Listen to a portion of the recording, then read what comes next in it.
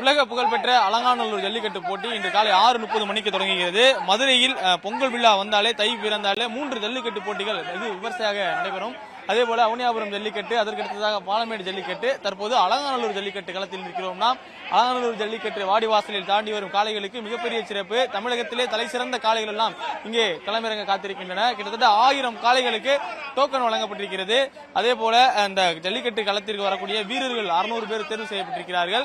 600 பேருக்கும் டோக்கன்கள் வழங்கப்பட்டிருக்கிறது. அதாவது ஒரு காளையை பதிவு செய்வதற்கு இதற்கு முன்பே இணைய வழியில் அவர்கள் விண்ணப்பிக்க வேண்டும். காளையினுடைய அடையாளத்தை அவர்கள் குறிப்பிட்டிருக்க வேண்டும். காளையினுடைய ஆரோக்கிய சான்றிதழை அரசு மருத்துவரிடமிருந்து பெற்றிருக்க வேண்டும். அந்த அவற்றையெல்லாம் அவர்கள் டோக்கன் விண்ணப்பிக்க முடியும். அதன் அடிப்படையில் பெறக்கூடிய அந்த டோக்கன்களை வைத்துள்ளவர்களுக்கு மட்டுமே இங்கே அனுமதி கிடைக்கும். அது மட்டும் இல்லாமல் டோக்கன் வைத்திருந்தவர்களுக்கு மட்டும் இங்கே அனுமதி என்பது கிடையாது.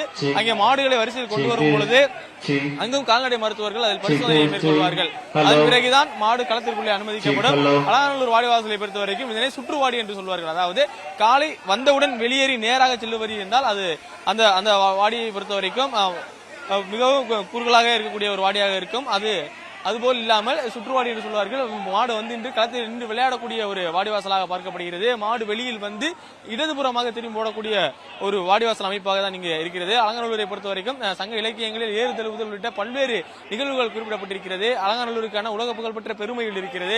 அலங்காநல்லூர் ஜல்லிக்கட்டு களத்தில் ஒரு வீரன் களம் காண்கிறார் என்றால் அவனுக்கான பெருமையும் பார்க்கப்படுகிறது. அதேபோல்தான் பல்வேறு இளைஞர்கள் அவனியாபுரம் பாலமேடு தவிர்த்து அலங்காநல்லூரில் களமிறங்குவதற்காக காத்துக் கொண்டிருப்பார்கள்.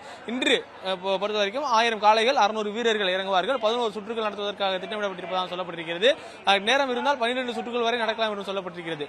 ஒவ்வொரு சுற்றிலும் தகுதியுடைய வீரர்கள் தேர்வு செய்யப்படுவார்கள். அதாவது முதல் சுற்று நடக்கிறது என்றால் அந்த முதல் சுற்றில் இருந்து 2 காளைகள் அல்லது அதற்கு மேற்பட்ட காளைகளை பிடித்திருக்கக்கூடிய வீரர்கள் இறுதி சுற்றுக்கு தகுதி பெறுவார்கள். அதே போல ஒவ்வொரு சுற்றிலும் எத்தனை வீரர்கள் அதிகமான மாடுகளை பிடிக்கிறார்களோ அவர்கள் எல்லாருமே இறுதி சுற்றுக்கு தகுதி பெற்றிருப்பார்கள்.